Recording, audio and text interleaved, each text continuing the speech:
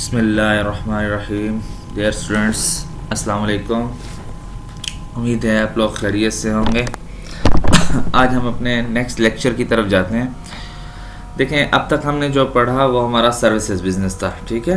यानी हमने 3 चैप्टर पढ़े, चैप्टर 2, चैप्टर 3 एंड चैप्टर 4। ये जितने 3 चैप्टर्स थे ये हमारे कवर करते थे सर्विसेज बिजनेस को। और वो मैंने आपको क्या बताया था, सर्विसेज बिजनेस क्या होता है? वो बिज़नेस जिसमें हम सर्विसेज दे के उसके बदले में कमाई करते हैं उसको हम बोलते थे सर्विसेज बिजनेस।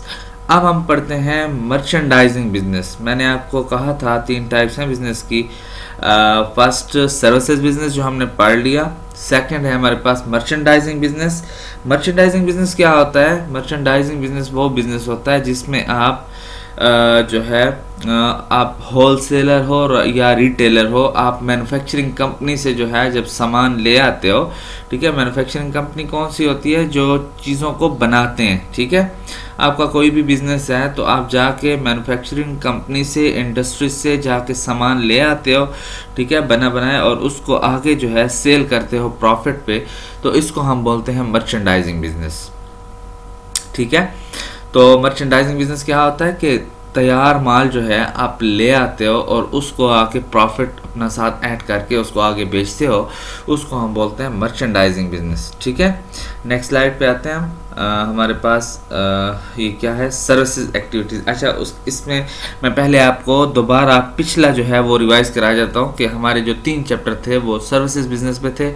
और सर्विसेज बिजनेस में हम क्या करते थे? सर्विस ऑर्गेनाइजेशंस, यानी जो सर्विस ऑर्गेनाइजेशंस होती हैं जो यानी सर्विसेज दे के पैसे कमाती हैं, ठीक है, वो क्या करते हैं? Sale services. अपनी सर्विसेज जो है वो सेल करते हैं टू अर्न रेवेन्यू।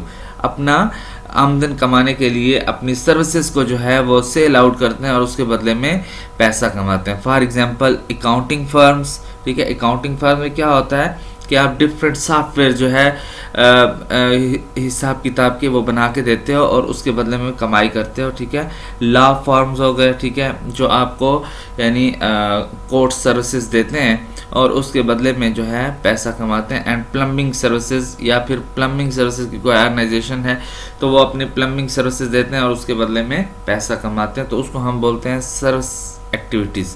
तो उसमें हम सिंपली जो है उसकी इनकम स्टेटमेंट कैसे बनाते होते थे, यानी जितना हमारे पास रेवेन्यू आता था, जितनी हमारे पास आमदन आती थी एक टाइम पीरियड के अंदर, फॉर एग्जांपल एक मंथ में हमने जितना भी पैसा कमाया उसमें से हम एक्सपेंसेस को लेस कर देते थे, क्योंकि जब हम कमाते हैं तो हमारे अपने अखराजात भी उसमें होते हैं।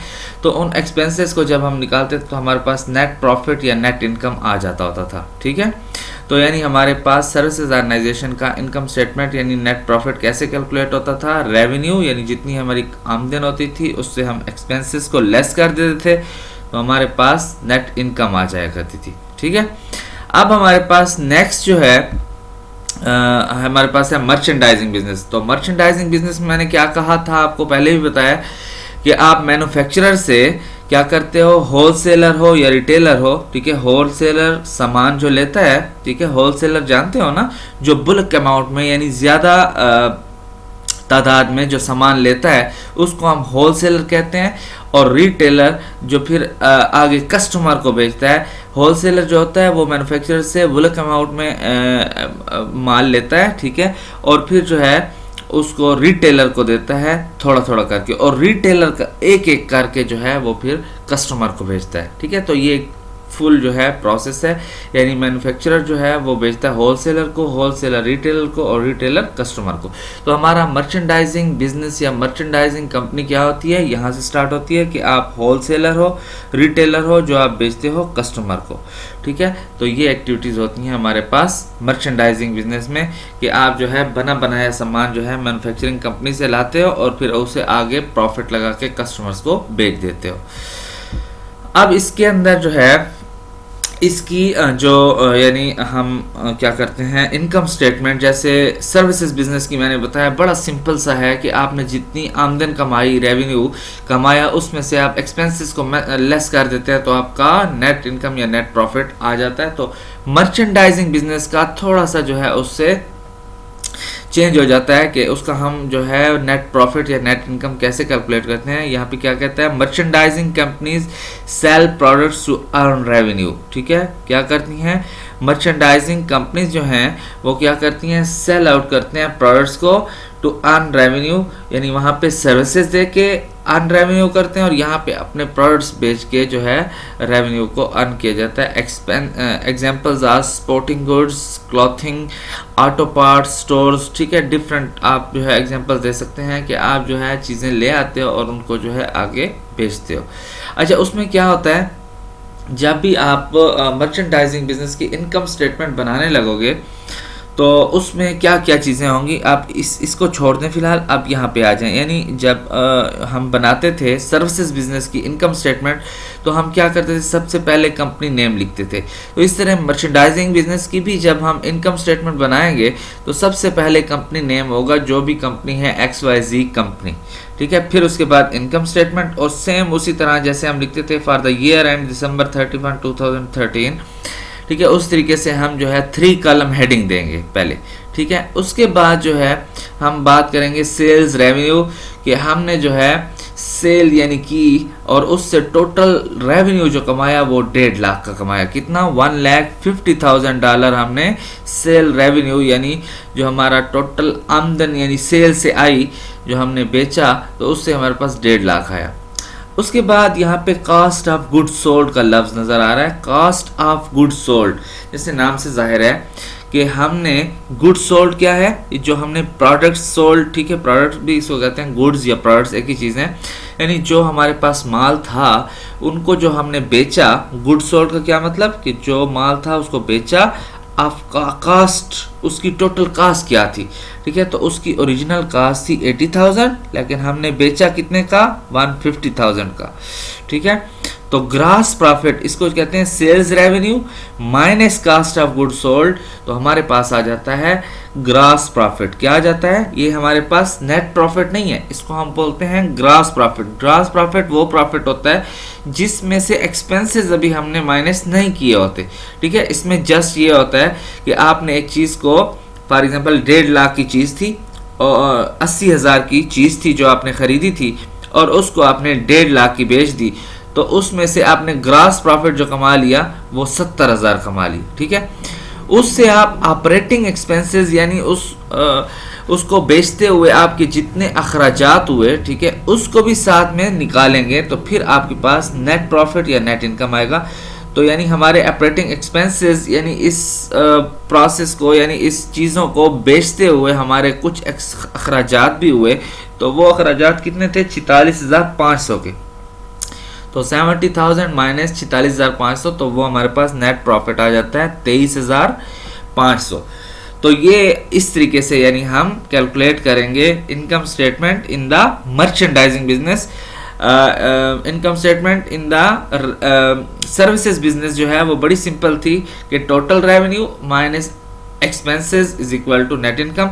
इसमें से क्या होगा, इसमें सेल्स रेवेन्यू, उसमें से हम कास्ट ऑफ गुड सोल्ड निकाल लेते हैं कि ओरिजिनल कास्ट कितनी थी उन चीज़ों की, तो हमारे पास आ जाता है ग्रॉस प्रॉफिट, और ग्रॉस प्रॉफिट से हमारे ऑपरेटिंग एक्सपेंसेस जब लेस होते हैं तो हमारे पास आ जाता है नेट इनकम।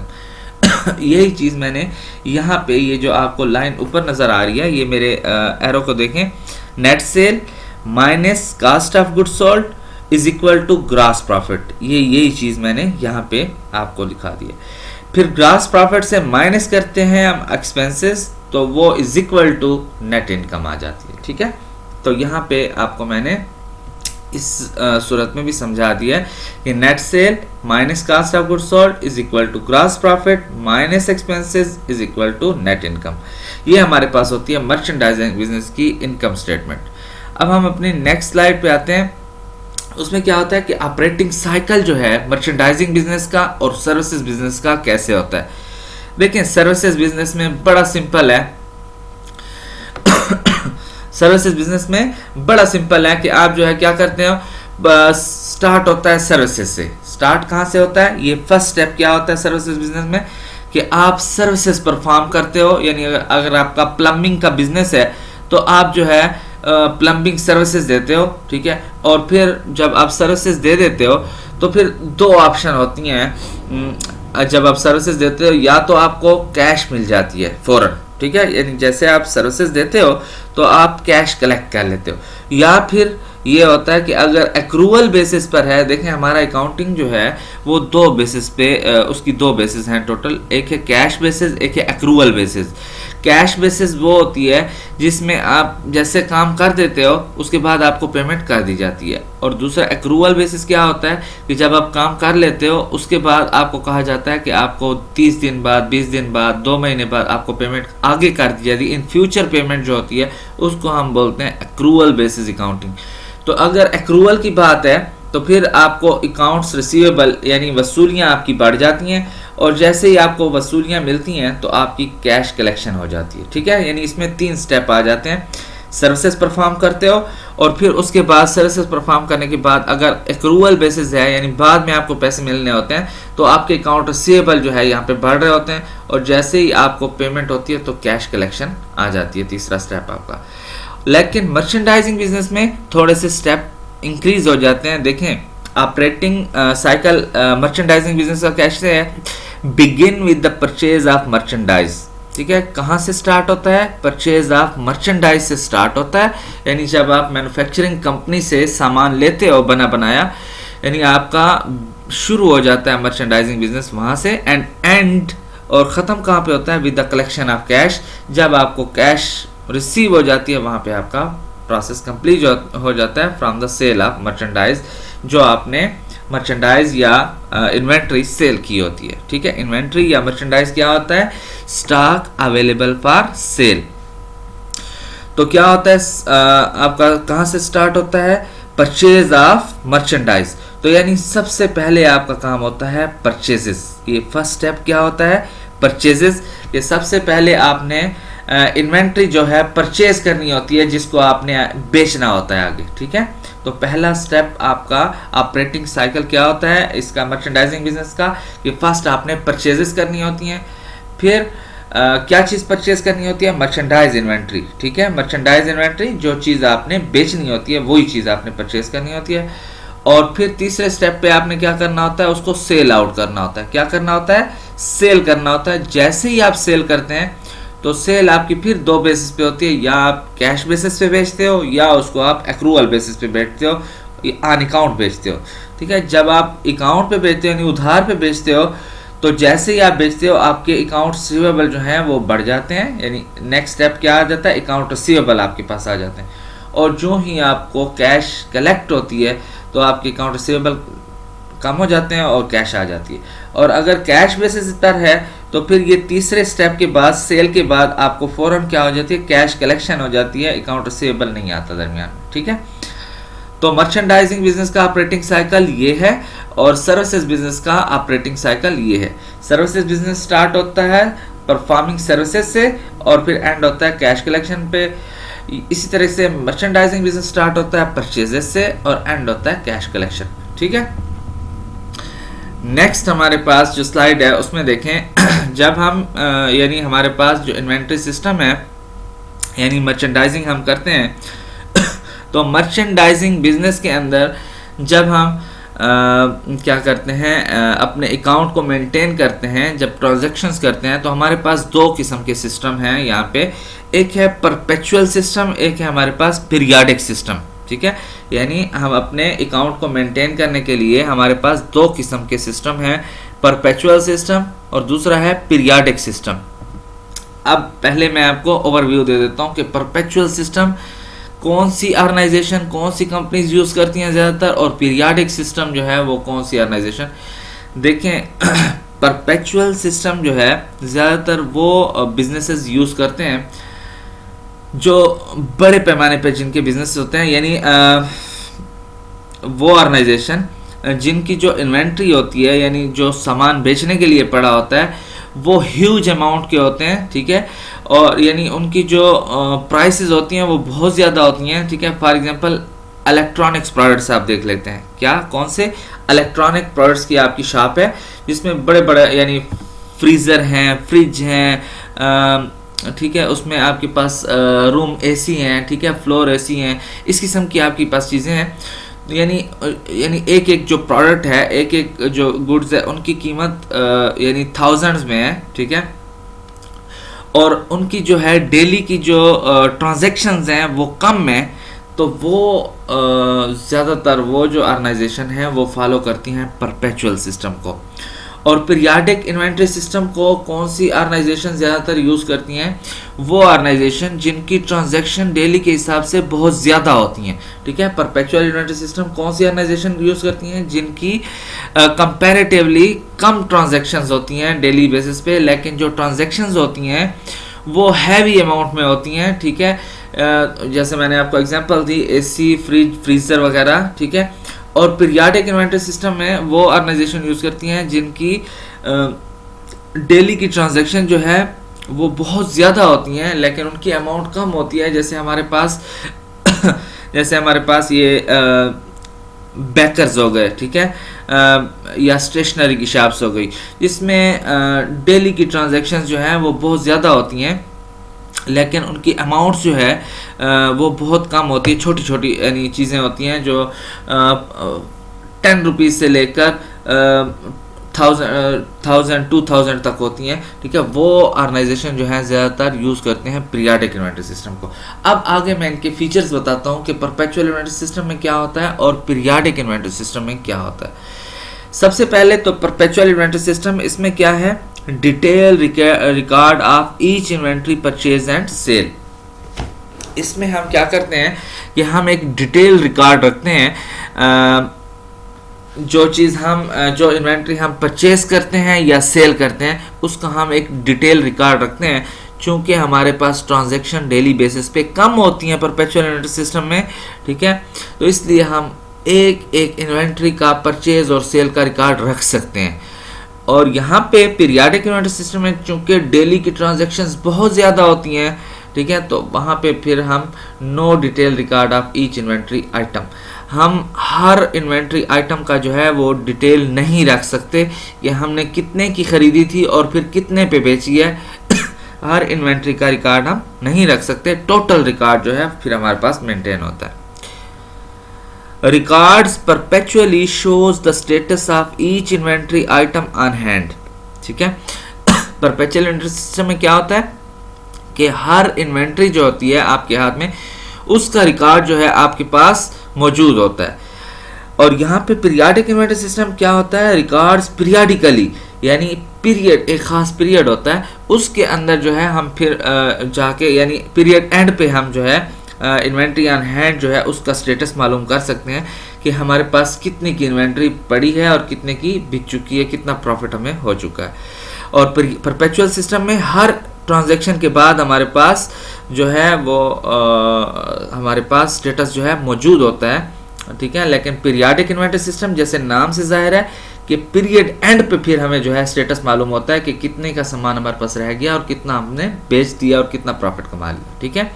यानी पीरियाडिकली, यानी अगर आप मंथली अपना आपका पीरियड जो है जो कैलकुलेट करते हैं आप अपना प्रॉफिट, अगर मंथली बेसिस पे है तो मंथ के एंड पे जो है आपके पास ये स्टेटस शो होगा। अगर 6 मंथ का आपके पास पीरियड है तो 6 मंथ बाद आप जो है उसको कैलकुलेट कर सकते हैं। थर्ड क्या है? Cost of goods sold is determined each time a sale occur, ठीक है। यानी यहाँ पे क्या होता है कि परपेचुअल इन्वेंट्री सिस्टम में जैसे ही हम सेल करते हैं ना, फॉर एग्जांपल एक चीज़ है 1.5 लाख की, ठीक है, यानी उसकी कास्ट है 1.5 लाख, तो उसको हम बेच रहे हैं 2 लाख की। कितने की बेच रहे हैं? 2 लाख की। तो जैसे हम सेल की एंट्री करते हैं ना कि हमने एक चीज़ 2 लाख की बेच दी, तो उसके साथ दूसरी एंट्री भी करेंगे परपेचुअल इन्वेंट्री सिस्टम में कि इसकी कास्ट क्या थी, ठीक है, इसकी कास्ट क्या थी। तो यानी उधर ही आपको पता चल जाएगा कि हमारा जो है प्रॉफिट, यानी कास्ट थी अगर 1.5 लाख और हमने उसको बेचा 2 लाख का, तो 2 लाख सेल की एंट्री बन गई और नीचे कास्ट की एंट्री 1.5 लाख की, तो वहीं हमको पता चल जाएगा कि 50,000 हमारा प्रॉफिट हुआ है इस ट्रांजैक्शन से। यानी हर ट्रांजैक्शन में हम जो है कास्ट को साथ रिकॉर्ड करते हैं परपेचुअल इन्वेंट्री सिस्टम में। पीरियाडिक इन्वेंट्री सिस्टम में एट द एंड ऑफ जो है ईच पीरियड जो है हम कैलकुलेट करते हैं। क्योंकि देखें जैसे मैंने आपको कहा छोटे छोटे जनरल स्टोर्स हैं, अगर उन्होंने पीरियाडिक इन्वेंटरी सिस्टम यूज़ किया हुआ है तो वो हर एक टॉफ़ी या एक चॉकलेट बेचने पर उसकी जो है वो सेल और कास्ट की एंट्री अलग अलग नहीं कर सकते, इतना टाइम नहीं होता क्योंकि ट्रांजैक्शंस बहुत ज़्यादा होती हैं उनके पास। तो एंड पे जो है वो कैलकुलेट करते हैं अपना कास्ट और सेल को कि हमारा टोटल प्रॉफिट कितना है। Cost of goods sold is determined using a technique mention on next slide. यानी पीरियाडिक इन्वेंटरी सिस्टम में हम कैसे कैलकुलेट करते हैं वो नेक्स्ट स्लाइड पे हम आपको बताते हैं, ठीक है। नेक्स्ट स्लाइड देखें। अब फॉर एग्जांपल हमारा पीरियड स्टार्ट हुआ है जनवरी 1 को, ठीक है, यानी हमारा पिछला पीरियड जो एंड हुआ है वो दिसंबर 31 पे हुआ है और हम नया जो है पीरियड स्टार्ट करने हैं जनवरी 1 को। तो जनवरी 1 पर हमारे पास जितनी भी सामान बेचने के लिए पड़ा होता है बिजनेस के अंदर उसको हम बोलते हैं बिगिनिंग इन्वेंट्री। क्या बोलते हैं उसको? Beginning inventory. के पीरियड के स्टार्ट में हमारे पास पहले से मौजूद स्टॉक जो पड़ा है अवेलेबल फॉर सेल उसको हम बोलते हैं बिगिनिंग इन्वेंट्री। फिर उसके बाद फॉर एग्जांपल हमारा एंड पीरियड जो है वो जनवरी 30 है, ठीक है। कब है हमारा एंड पीरियड? फॉर एग्जांपल जनवरी 30। तो जनवरी 30 तक हम जितनी भी परचेजेस करते हैं अपना दोबारा और सामान ले आते हैं बेचने के लिए तो उसको जब हम ऐड कर लेते हैं बिगिनिंग इन्वेंट्री के साथ तो वो हमारे पास बन जाता है, उसको हम बोलते हैं यानी बिगिनिंग इन्वेंट्री प्लस परचेजेस। इसको हम क्या बोलते हैं? इसको हम बोलते हैं मर्चेंडाइज अवेलेबल फॉर सेल। क्या बोलते हैं इसको? मर्चेंडाइज अवेलेबल फॉर सेल या स्टॉक अवेलेबल फॉर सेल, ठीक है। मर्चेंडाइज या स्टॉक, जो चीज़ हम बेचने के लिए आए हैं तो वो जितना भी सामान पड़ा है उसको हम बोलते हैं स्टॉक अवेलेबल फॉर सेल या मर्चेंडाइज अवेलेबल फॉर सेल, ठीक है। क्या होता है बिगिनिंग इन्वेंट्री? यानी जब आपका टाइम पीरियड स्टार्ट हो रहा होता है उस टाइम जितना सामान पड़ा होता है प्लस जो एंड आपका जो पीरियड होता है उससे पहले पहले आप जितनी परचेज करते हो अपने बिजनेस में सामान लाते हो बेचने के लिए, उन दोनों को जब प्लस करते हो तो वो हमारे पास स्टॉक अवेलेबल फॉर सेल आ जाता है। इसके बाद आ जाता है एंडिंग इन्वेंट्री। देखें आप, यानी 30 हमारा जनवरी 30 हमारा एंड पीरियड है, ठीक है, जिस पे हमने कैलकुलेट करना है कि अब हमने कितना जो है प्रॉफिट कमा लिया, कितना बेच लिया सामान। तो यानी जनवरी 30 पर अब हमारे पास जितना सामान बचा हुआ है यानी हमने उसको बोलते हैं एंडिंग इन्वेंट्री, ठीक है। जनवरी 1 पे जितना माल पड़ा था उसको बोलते हैं बिगिनिंग इन्वेंट्री और जनवरी 30 पे यानी अगर हमारा एंड पीरियड जो है वो जनवरी 30 है उस पे हमने जितना सामान हमारे पास अब मौजूद है उसको हम बोलते हैं एंडिंग इन्वेंट्री, ठीक है। तो यानी ये जितना भी सामान था स्टॉक अवेलेबल फॉर सेल, इसको जब हम माइनस करते हैं इसमें से एंडिंग इन्वेंट्री जो अब बचा हुआ सामान है तो उसको हम बोलते हैं कास्ट ऑफ गुड्स सोल्ड। क्या बोलते हैं? Cost of goods sold. यानी एंडिंग इन्वेंट्री यानी जितना सामान बचा हुआ है वो उससे माइनस कर लेते हैं इससे मर्चेंडाइज अवेलेबल फॉर सेल से, तो हमें पता चल जाता है कि हमारा कितना सामान बिक चुका है अब, ठीक है। तो उसको हम बोलते हैं कास्ट ऑफ गुड सोल्ड।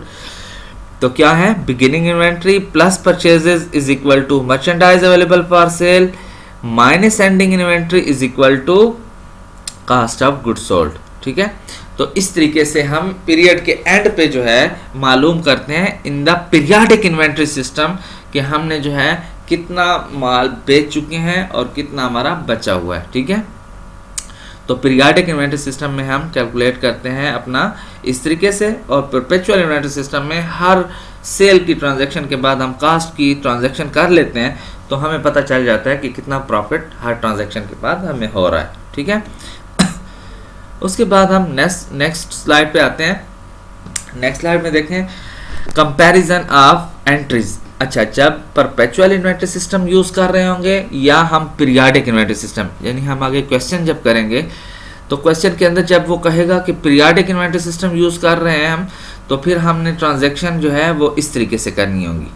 और अगर क्वेश्चन के अंदर वो कहेगा कि परपेचुअल इन्वेंट्री सिस्टम यूज कर रहा है बिजनेस, तो हमने ट्रांजैक्शन इस तरीके से करनी होगी। अब आप देखें सिंपल फर्स्ट पहली ट्रांजैक्शन जो है जिसमें आप कुछ परचेजेस करते हो, आप यूज़ कर रहे हो for example perpetual inventory system और आप कुछ जो है अपने बिजनेस के लिए सामान खरीदते हो, तो उसके लिए एंट्री करते हैं हम मर्चेंडाइज इन्वेंट्री डेबिट। और अगर आप सामान यानी खरीद रहे हैं उधार पे, तो तो अकाउंट्स पेबल क्या हो जाएगा, क्रेडिट। यानी जब आप, जाहिर बात है, जो सामान खरीद रहे हो, अच्छा सर्विसेज बिजनेस में हम क्या करते थे, हम जो चीज़ खरीदते थे उसका नाम लिखते थे। यानी हम लैंड हमने परचेज की तो हम यहाँ पे लैंड लिखते थे, ठीक है। बिल्डिंग हम परचेज करते तो यहाँ पे बिल्डिंग लिखते थे। यहाँ पे क्या होगा, यानी मर्चेंडाइजिंग बिजनेस में हम जो भी सामान लेंगे, जितनी किस्म का भी सामान लेंगे, उस चीज़ का नाम नहीं लिखेंगे, हम लिखेंगे हर चीज़, जो भी चीज़ खरीदेंगे उसके लिए परपेचुअल इन्वेंटरी सिस्टम में यहाँ पे लिखेंगे मर्चेंडाइज इन्वेंट्री, ठीक है। कि हमने स्टॉक खरीदा बेचने के लिए, ठीक है, जितने का भी खरीदा वो डेबिट कर लेंगे, और अगर उधार पे खरीदा तो अकाउंट्स पेबल क्रेडिट, और अगर पैसों पे खरीदा तो कैश क्रेडिट हो जाएगी, ठीक है। तो यहाँ पे हम 800 से डेबिट कर रहे हैं और 800 से अकाउंट्स पेबल को क्रेडिट कर रहे हैं, और नीचे ट्रांजैक्शन हम एक्सप्लेनेशन क्या देंगे, purchase of merchandise on credit, कि हमने परचेज किए मर्चेंडाइज, स्टॉक हमने खरीदा उधार पर, ठीक है। पीरियाडिक इन्वेंट्री में सेम यही एंट्री कैसे बनेगी, थोड़ा सा डिफरेंस है परचेजेस की एंट्री में। सेल की एंट्री में ज़्यादा फर्क आएगा, परचेज की एंट्री में सिर्फ यही फर्क आएगा कि यहाँ पे परपेचुअल इन्वेंट्री में हम लिखते हैं, टर्म यूज़ करते हैं मर्चेंडाइज इन्वेंट्री, और पीरियाडिक इन्वेंट्री सिस्टम में जो भी हम चीज़ खरीदेंगे उसके लिए हम लफ्ज़ यूज़ करेंगे परचेजेस। क्या यूज़ करेंगे, परचेजेस।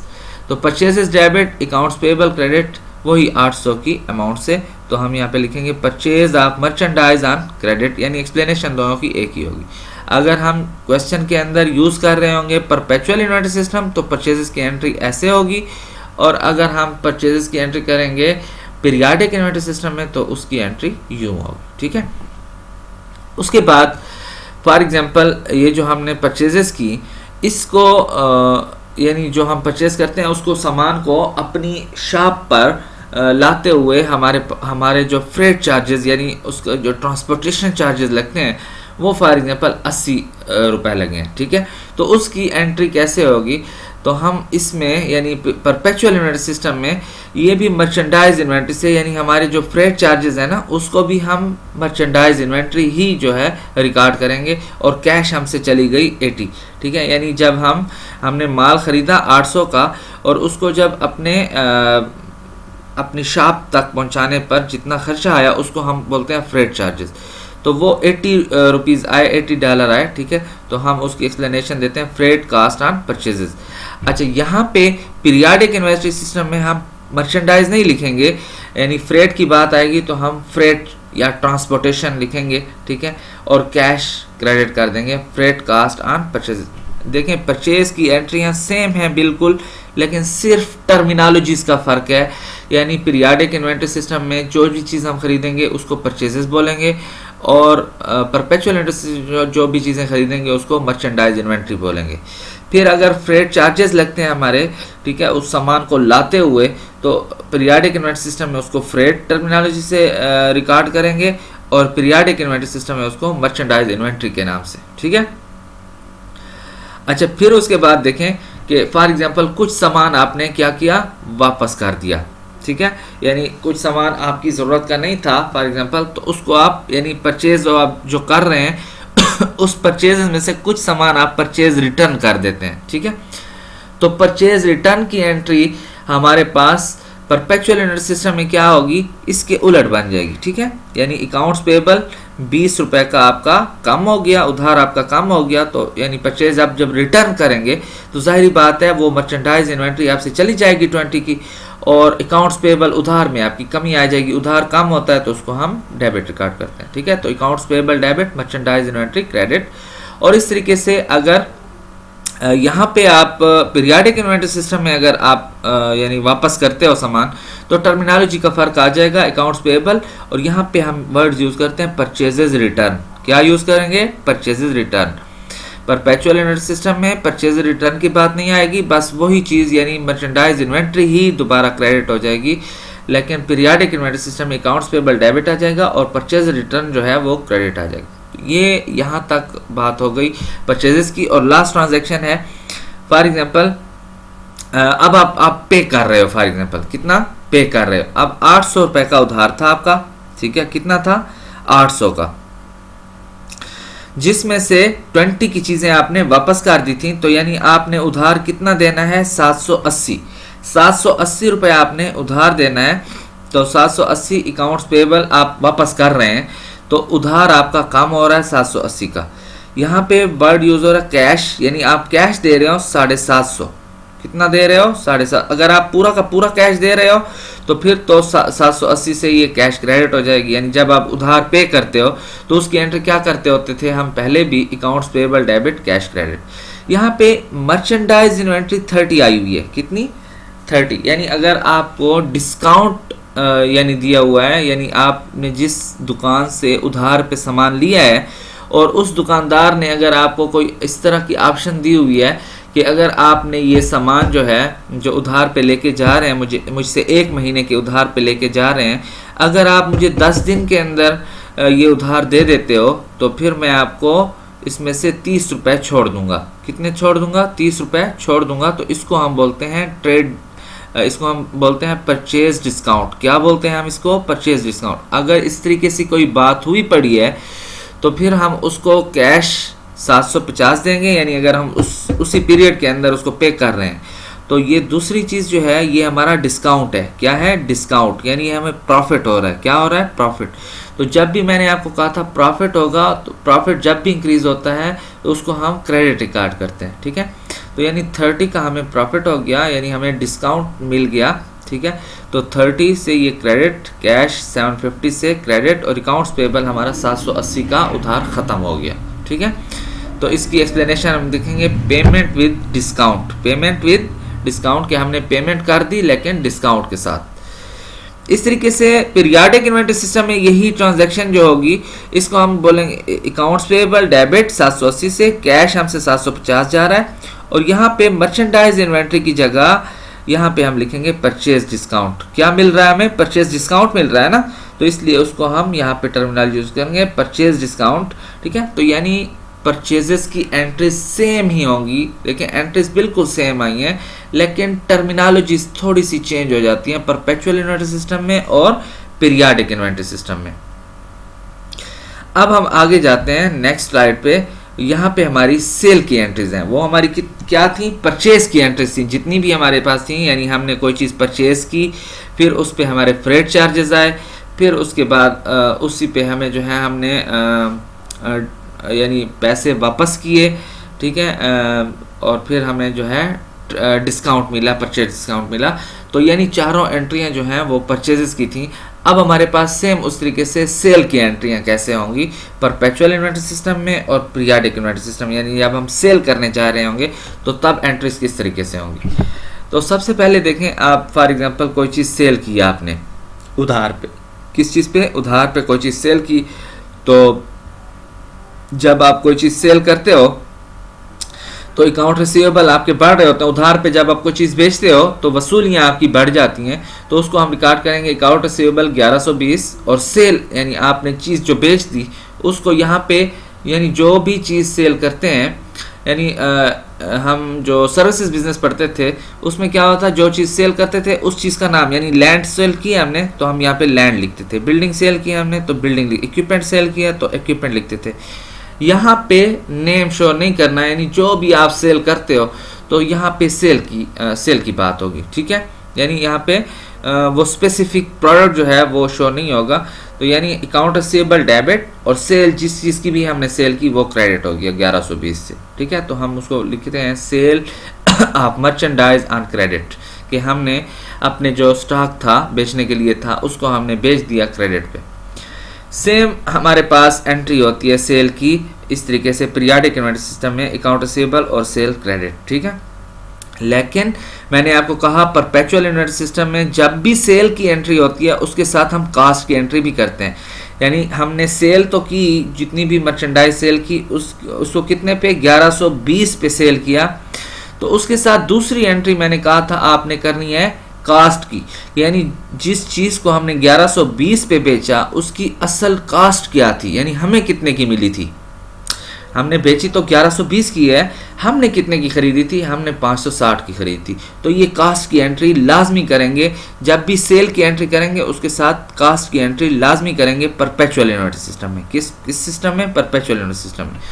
तो cost of goods sold debit हो जाएगा 560, और मर्चेंडाइज इन्वेंट्री चूंकि हमसे चली गई, यानी जो चीज़ हमने बेची वो हमसे चली गई, तो उसको हम जो है 560 से क्रेडिट कर देंगे, कास्ट डेबिट कर देंगे और मर्चेंडाइज इन्वेंट्री क्रेडिट कर देंगे।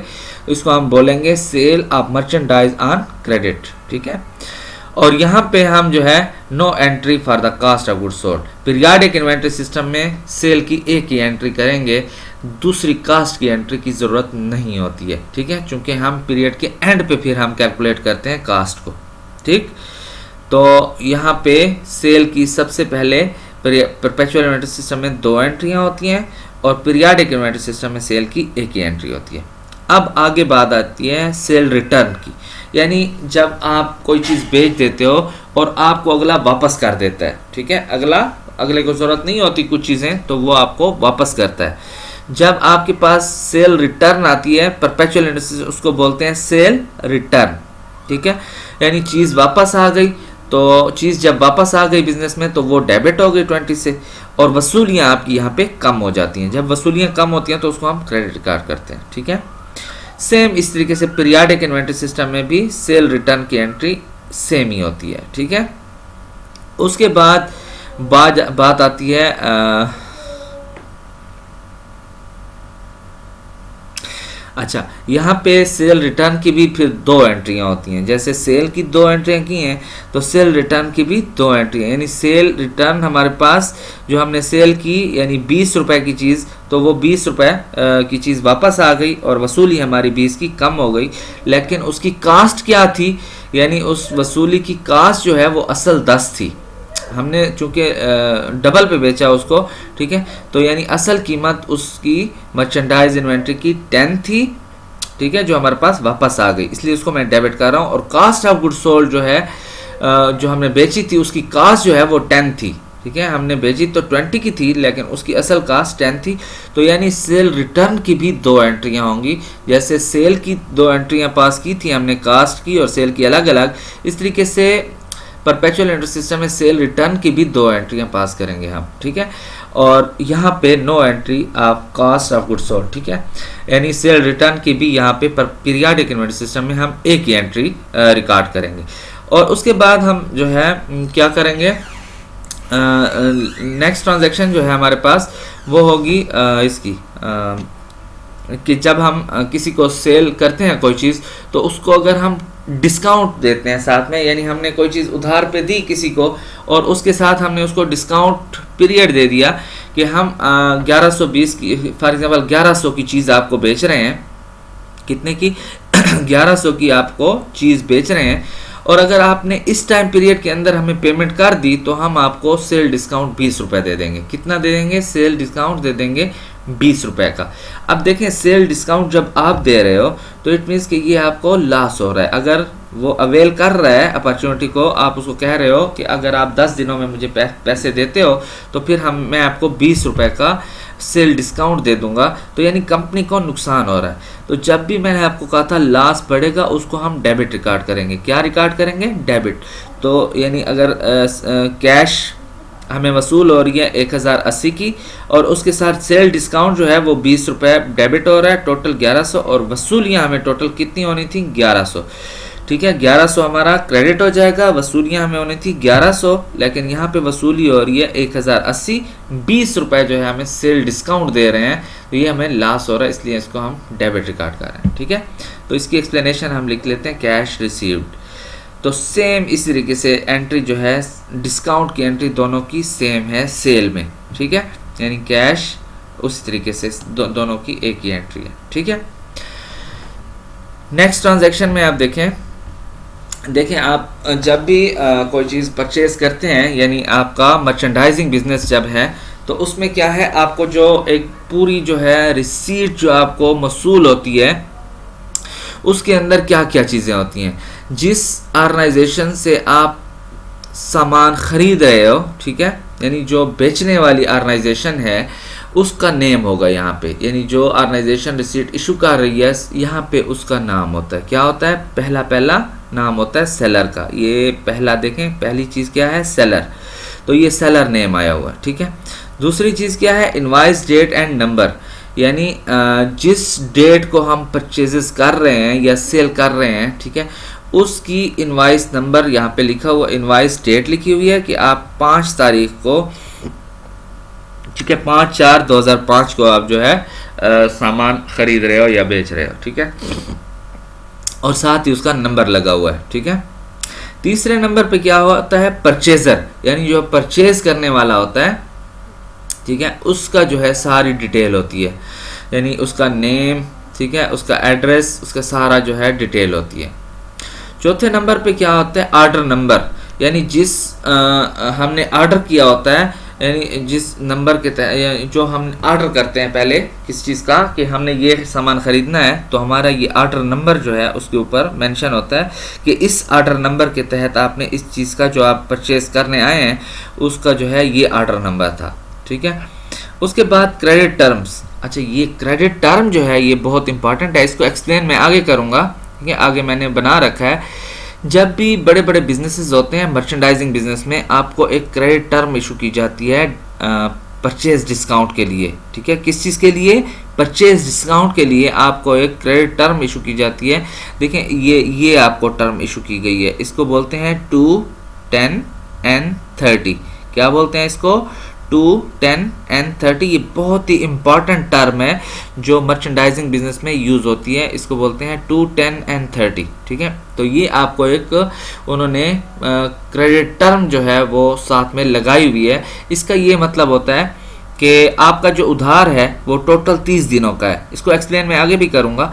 ये टोटल उधार जो है आपको हम 30 दिनों के लिए दे रहे हैं, लेकिन उसमें वो कह रहा है कि 10 दिनों में अगर आपने पेमेंट कर ली हमें, तो हम आपको 2% डिस्काउंट दे देंगे। कितना परसेंट, 2%। आपको जितनी भी आपने परचेज किए हैं उस पे हम आपको 2% डिस्काउंट दे देंगे अगर आपने 10 दिनों में हमें पेमेंट कर दी।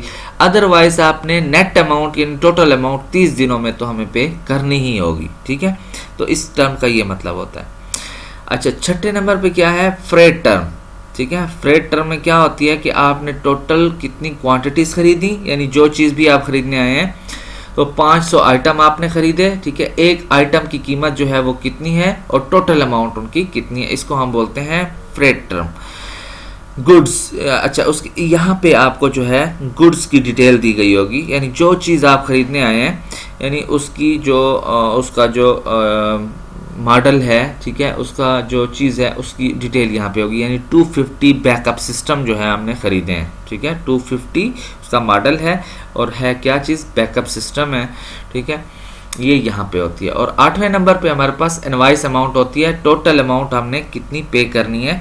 तो इनवाइस अमाउंट हमारे पास है 27,000, यानी टोटल अमाउंट हम, तो ये एक हमारे पास टोटल जो इनवाइस या हमारे पास रिसिप्ट होती है, ये टोटल रिसिप्ट है। मैंने आपको समझा दिया कि कहाँ कहाँ पे क्या क्या चीज़ होती है। First seller, second invoice date, third आपके पास परचेजर रिकॉर्ड, फोर्थ आपके पास order number, fifth credit term, sixth आपके पास ये जगह जो है इसमें आपके पास क्या होता है, फ्रेट टर्म्स। यहाँ पे आपके पास जो है क्या होती है, गुड्स की डिटेल होती है, ठीक है। और यहाँ पे आपके पास इनवाइस अमाउंट होती है टोटल, यानी इस जो रिसीट है, इनवाइस है, उसकी टोटल अमाउंट आपने कितनी पे करनी है। नेक्स्ट ट्रांजैक्शन पे आए तो यहाँ पे आपको मैं ट्रेड डिस्काउंट और परचेज डिस्काउंट के बारे में बताता हूँ, ठीक है। ट्रेड डिस्काउंट क्या होता है और परचेज डिस्काउंट क्या होता है। ट्रेड डिस्काउंट जो है ज़्यादातर ये जो बड़े बड़े मैन्युफैक्चरर्स और होलसेलर्स जो हैं वो ट्रेड डिस्काउंट ऑफर करते हैं अपने कस्टमर्स को। क्या, किसको, अपने कस्टमर्स को, यानी use by manufacturer and wholesaler to offer better prices for greater quantities purchase. यानी किन लोगों को, यानी बड़े बड़े होलसेलर या मैन्युफैक्चरर जो होते हैं वो किन लोगों को ट्रेड डिस्काउंट ऑफर करते हैं, अपने उन कस्टमर्स को जो ज़्यादा अमाउंट में जो है माल ख़रीद रहे होते हैं, तो ताकि उनको जो है थोड़ी सी डिस्काउंट दिया जाए, उनकी अमाउंट में कमी। फॉर एग्जांपल यहाँ पे मैंने एग्जांपल दिया, मैट्रिक्स इनकॉर्पोरेशन, कोई एक मैट्रिक इनकॉर्पोरेशन है, वो अपने ऑफ़र करती है 30% ट्रेड डिस्काउंट, 30% का ट्रेड डिस्काउंट ऑफर कर रही है on order of 1000 units of 1000 units or more. यानी 1000 या 1000 से ज़्यादा जो भी ख़रीदेगा उनके ऑर्डर्स को, ठीक है, तो उसको आप देयर पॉपुलर प्रोडक्ट, उनका जो पॉपुलर प्रोडक्ट है रेसर, ठीक है, उसको जो कोई 1000 या 1000 से ज़्यादा रेसर जो है ख़रीदेगा तो उसको जो है वो 30% का डिस्काउंट देते हैं। Each racer has a list price of $5.25, यानी एक रेसर की कीमत जो है $5.25 है। और जो बंदा भी 1000 रेसर खरीदेगा या इससे ज़्यादा खरीदेगा तो उसको हम 30% का डिस्काउंट देंगे। तो यानी क्वांटिटी सोल्ड 1000, यानी 1000 अगर हम रेसर बेचते हैं, ठीक है, तो उस पर जो प्राइस पर यूनिट होगी, यानी एक रेसर कितने का है 5.25 का, तो टोटल अमाउंट बनती है 5250। उससे अगर लेस डिस्काउंट करते हैं तो यानी 30% इस अमाउंट का 5250 का 30% बनता है 1575। तो ये डिस्काउंट जब मिलता है तो उसके बाद इनवाइस प्राइस हो जाती है 3675, यानी टोटल अमाउंट बन रही है 5250। लेकिन चूंकि हम 1000 रेसर खरीद रहे हैं तो उस पर हमें ट्रेड डिस्काउंट मिल रहा है, जिसकी वजह से हमारे पास अमाउंट हमने पे करनी होगी 3675। ये तो हो गई ट्रेड डिस्काउंट, ठीक है, जिसमें हमें यानी ज़्यादा अमाउंट परचेज करने पर ये फैसिलिटी अवेलेबल है। दूसरी होती है हमारे पास परचेज डिस्काउंट, ये है ट्रेड डिस्काउंट। यानी ट्रेड डिस्काउंट वो होता है जो बुलक अमाउंट में या बुलक ज़्यादा तादाद में परचेज करने पर आपको एक डिस्काउंट दिया जाता है, उसको हम बोलते हैं ट्रेड डिस्काउंट।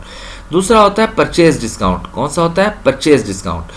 परचेज डिस्काउंट ये होता है कि जब आप उधार पे कोई चीज़ खरीद रहे हो, ठीक है, तो आपको जो है सेलर जो है वो एक आपको डिस्काउंट ऑफर कर देता है कि आप मुझसे ये 3 महीनों के लिए उधार जो लेके जा रहे हो या 6 महीनों के लिए या 1 महीने के लिए, अगर आप मुझे टाइम से पहले यानी 1 महीने का अगर आपने उधार लिया है और आपको वो एक फैसिलिटी दे देता है, एक परचेज डिस्काउंट दे देता है कि अगर आप 10 दिनों में मुझे पे करेंगे तो मैं आपको 2%, 3%, 4% कोई भी आपको वो एक फैसिलिटी दे सकता है, डिस्काउंट दे सकता है, इतना आपको मैं डिस्काउंट दे दूंगा।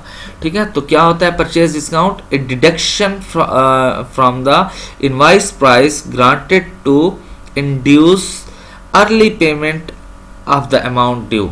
ठीक है, कि टोटल अमाउंट जितनी भी होती है इनवाइस प्राइस में उसको जो है वो कम कर देता है अगर आप उसको टाइम पीरियड से पहले जो है पे कर देते हो। ठीक है, देखें ये टर्म है टोटल, यहाँ पे आपको सही समझ नहीं आएगी।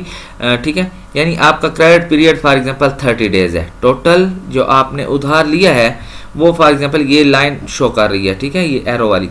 ठीक है, यानी आपने 30 डेज का उधार लिया है, उसके अंदर आपको जो सेलर है वो एक डिस्काउंट पीरियड दे देता है कि अगर आपने 10 दिन के अंदर, ये 10 दिन का एक ग्राफ बना हुआ है, ठीक है, अगर आपने 10 दिन के अंदर मुझे पे कर दिए तो मैं आपको जो है डिस्काउंट दूंगा। ठीक है, यहाँ पे मेंशन नहीं है कि कितना डिस्काउंट दूंगा, तो उसने कहा कि डिस्काउंट दूंगा। अदरवाइज जो क्रेडिट पीरियड है उसमें आपने फुल अमाउंट जो है वो पे करनी होगी, full amount due in 30 days and if you pay in 10 days then I will give you less discount। ठीक है, तो यहाँ पे आपको मैं सही डिटेल्स समझाता हूँ। ये है हमारे पास क्रेडिट टर्म जो पहले भी आई है, ठीक है, यूज हुई है, इसको हम क्रेडिट टर्म भी बोलते हैं, परचेज डिस्काउंट भी बोलते हैं। ठीक है, क्रेडिट टर्म है ये। ठीक है, ये क्रेडिट टर्म जब भी आप मर्चेंडाइजिंग बिजनेस में माल खरीदते हो मैन्युफैक्चरर से, ठीक है, तो वो क्या करता है आपको एक परचेज डिस्काउंट या क्रेडिट टर्म जो है आपकी सामान के साथ डाल देता है। ठीक है, उसमें क्या होता है देखें, इसको बोलते हैं, इसको पढ़ते किस तरह है 2, 10 and 30। इसको क्या पढ़ते हैं 2, 10 and 30। ये जर्नल क्रेडिट टर्म है। क्या है? Journal credit term.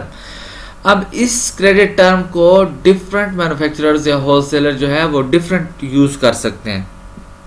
अब इस तरीके से भी हो सकता है 320 and 120। ठीक है, 320 and 120। इसका क्या मतलब होता है कि 3% डिस्काउंट आपको मिलेगा अगर आपने 20 दिन में पे किया, अदरवाइज नेट अमाउंट आपको पे करनी होगी 120 डेज में। इसका क्या मतलब है 2, 10 and 30 का? 2, 10 and 30 का ये मतलब है कि आपको जो उधार दिया जा रहा है वो 30 दिन का उधार दिया जा रहा है। कितने दिन का उधार दिया जा रहा है? 30 दिन का। लेकिन अगर आपने 10 दिन में पे कर दिया तो आपको हम 2% डिस्काउंट देंगे, अदरवाइज आपने नेट अमाउंट, टोटल अमाउंट जो है पे करनी होगी 30 दिन के अंदर। इस डिस्काउंट, इसका क्या मतलब है? इसका ये मतलब, तो ये 2 जो है ये शो करता है डिस्काउंट परसेंट को, किसको? डिस्काउंट परसेंट के कितनी आपको परसेंट जो है डिस्काउंट दिया जाएगा। ये आप यहाँ पे 4 हो तो 4% डिस्काउंट, ये आप अगर यहाँ पे 10 हो तो 10% डिस्काउंट, ये भाई 6 हो तो 6% डिस्काउंट आपको मिलेगा। ये 10 जो है ये शो करता है number of days discount is available, यानी ये वो डेज होते हैं जिस डेज में आपको डिस्काउंट अवेलेबल होता है, ठीक है। उससे ऊपर अगर दिन चले गए तो फिर आपको डिस्काउंट अवेलेबिलिटी नहीं होगी, ठीक है। तो ये आपके पास डिस्काउंट परसेंट, ये डिस्काउंट पीरियड, ठीक है। एन होती है नेट पेमेंट, ठीक है।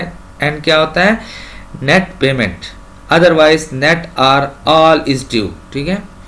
नेट पेमेंट या तमाम जो पैसे होते हैं वो आपको पे करने होते हैं। ये होता है टाइम पीरियड यानी क्रेडिट पीरियड इसको बोलते हैं, ठीक है। टोटल क्रेडिट पीरियड जो है या नेट पीरियड इसको बोलते हैं, ठीक है। तो वो है 30। तो इस टर्म को हम डिफरेंटली यूज करते हैं। बाद इसको करते हैं 4, 20 एंड 80, ठीक है। तो इसका क्या मतलब होगा कि 4% डिस्काउंट अवेलेबल होगा अगर आपने 20 दिन में उधार दे दिया, अदरवाइज नेट अमाउंट आपको पे करना होगा 80 डेज में, सही। तो इस तरीके से हमें इसको डिफरेंट यूज करते हैं इस क्रेडिट टर्म को। लेकिन जर्नल क्रेडिट टर्म जो है वो हमारे पास 2, 10 एंड 30 है। ये बहुत ज़्यादा यूज होगी आपके आगे क्वेश्चन में, 2, 10 एंड 30, इसको परचेज डिस्काउंट बोलते हैं। दूसरा, इससे पहले जो हमने पढ़ा वो ट्रेड डिस्काउंट है, जो आप बुल्क अमाउंट में परचेज करते हो या ज़्यादा यूनिट्स परचेज करते हो तो उसमें आपको जो सेलर जो है ऑफर करता है उसको हम बोलते हैं ट्रेड डिस्काउंट। और परचेज डिस्काउंट क्या होता है कि आप जो है अगर जल्दी अमाउंट पे करते हैं टाइम पीरियड से पहले तो आपको जो फैसिलिटी देता है उसको हम बोलते हैं परचेज डिस्काउंट, ठीक है। तो इंशाल्लाह हम नेक्स्ट लेक्चर में इसका एक क्वेश्चन करेंगे तो फिर आपको डिटेल से समझ आएगी, ठीक है। फिलहाल इसकी थ्योरी हमने पढ़ ली है, इंशाल्लाह डिटेल में हम इसको आगे डिस्कस करेंगे। ओके, अल्लाह हाफिज़। अल्लाह आपका हामी और नासिर हो।